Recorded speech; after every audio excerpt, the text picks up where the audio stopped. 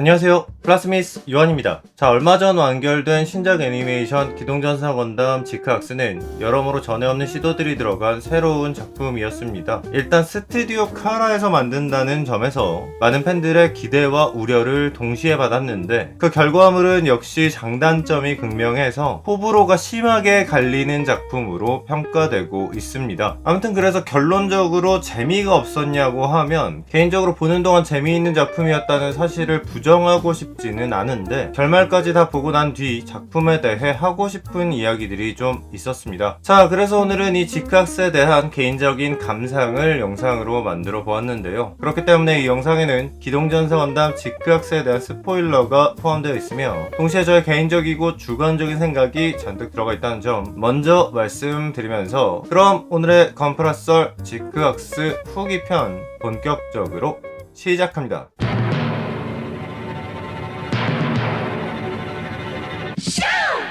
지크악스는 샤아가 건담을 탈취하는 데 성공해 1년 전쟁에서 지온이 승리한 세계선을 작품의 배경으로 삼고 있습니다. 그러나 지온이 이겼다고 해서 이 세계에 평화가 찾아온 것은 아니었고 정치적 균형이 완전히 무너지지 않아 오히려 더 팽팽한 긴장 아래 조용하게 불안이 도사리고 있는 냉전의 세계가 되었죠. 우주세계 냉전을 다루겠다 공언했던 제작진의 사전 인터뷰 내용처럼 지크악스의 초반부 작품은 무겁게 멈춰져 있는 도시와 그곳에 어둡게 깔려있는 시민들의 삶을 보여줌으로써 냉전 상황의 긴장을 보여주고 있었습니다. 사이드6의 비슷한 콜로니를 비춰줬던 주머니 속의 전쟁과 비교해보면 확실히 신작에서 묘사되는 콜로니의 모습이 훨씬 더 정적으로 보이는 걸 알 수 있죠. 심지어 이쪽은 냉전도 아니고 한참 1년 전쟁이 벌어지고 있던 시기였는데도 말이죠. 또 좋은 사립학교를 다니는 철없는 아가씨와 난민 출신으로 철이 너무 들어버린 이 친구, 거기에 정체를 알 수 없는 뉴타입 소년, 그리고 건담을 둘러싸고 벌어지는 사건들을 통해 지온의 승리와 함께 뒤바뀐 역사가 우리가 알고 있던 우주세기를 어떻게 바꿔버렸는지 보는 재미도 있었습니다. 어디서 본 것 같은 장면들이 여기저기 나오기도 하고 그럴 때마다 흘러나오는 익숙한 부금은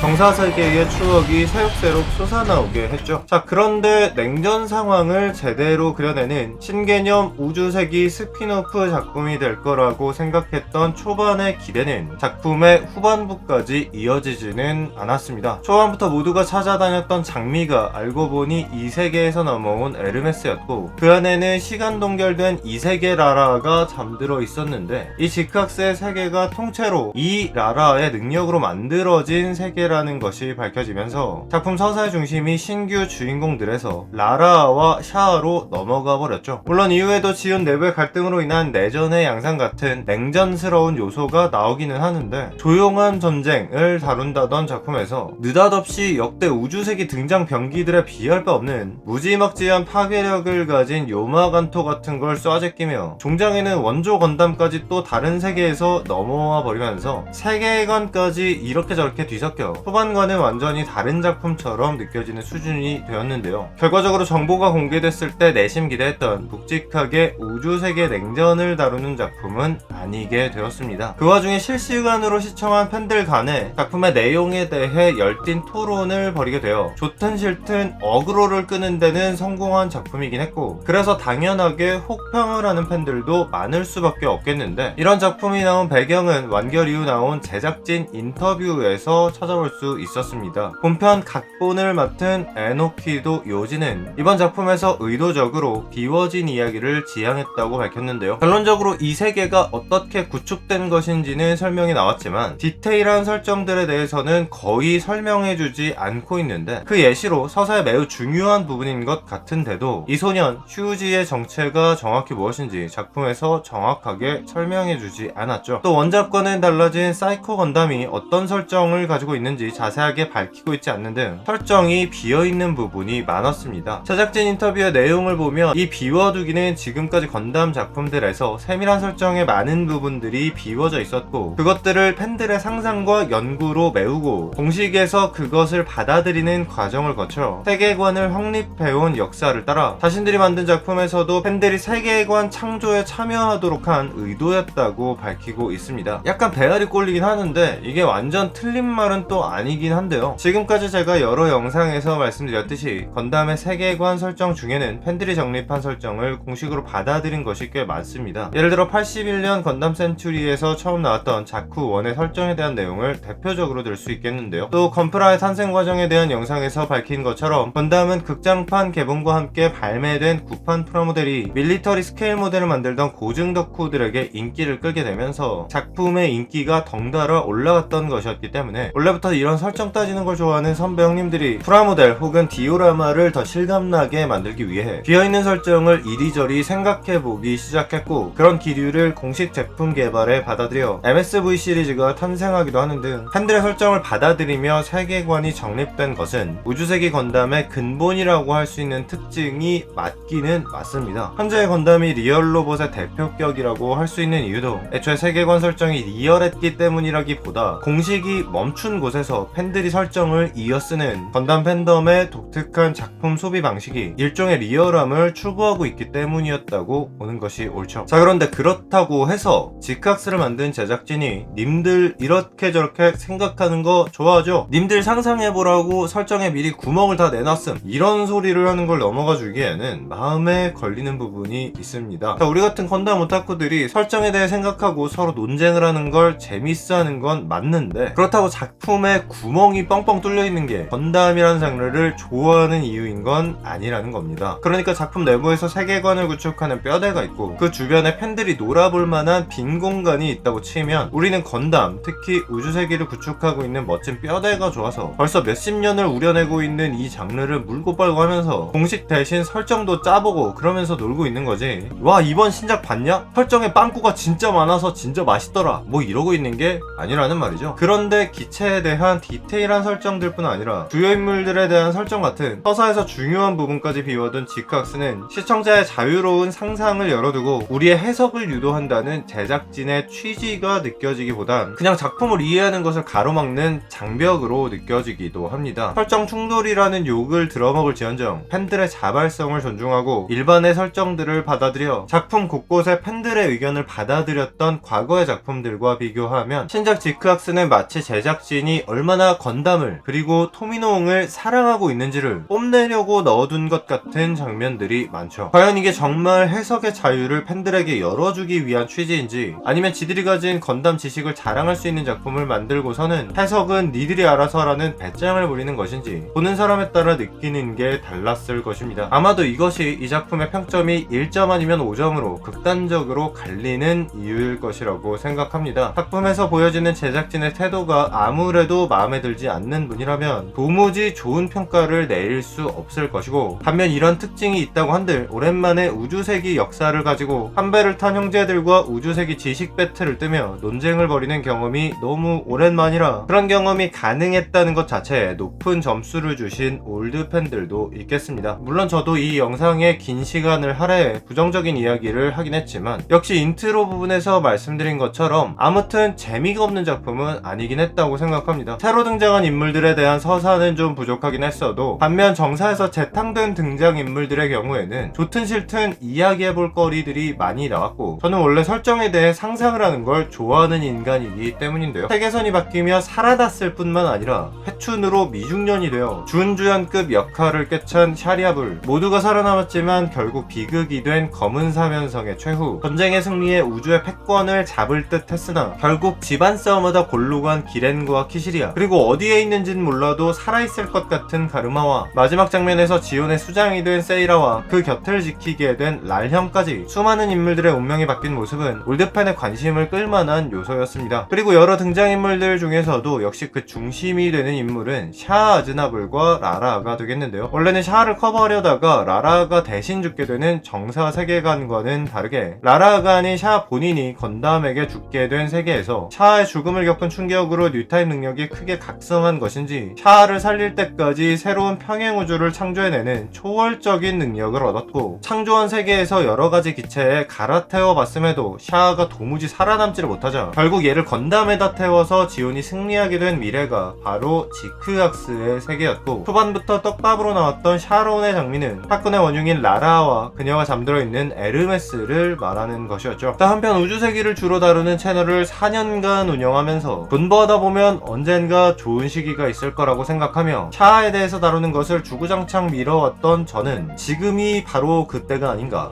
그런 생각이 들었습니다. 자, 그래서 이 다음 주부터 지크악스로부터 촉발된 샤아 아즈나블 연작 붉은 궤적 시리즈가 연재될 예정입니다. 지크악스 세계의 샤아뿐 아니라 여기에서 잠깐 나왔던 또 다른 세계선의 샤아 전용기들을 커스텀해서 만들어보는 기획도 준비해보았고, 또 하는 김에 정사 세계의 샤아 아즈나블에 대한 이야기와 함께 역사적인 명품 건프라 MG 자쿠투 2.0을 만들어보는 시간도 가져볼 예정입니다. 자, 거기에 이미 제작을 마친 샤아 전용 그프 그리고 주다를 메인으로 여러가지 샤아 전용기들을 상품으로 하는 래플 이벤트가 다음주 금요일 크리에이터 후원 래플 서비스 빰에서 오픈될 예정이라는 점 미리 홍보를 드려보면서, 그럼 여기까지 저는 플라스미스 요한이었습니다. 구독해주시고 또 봐요.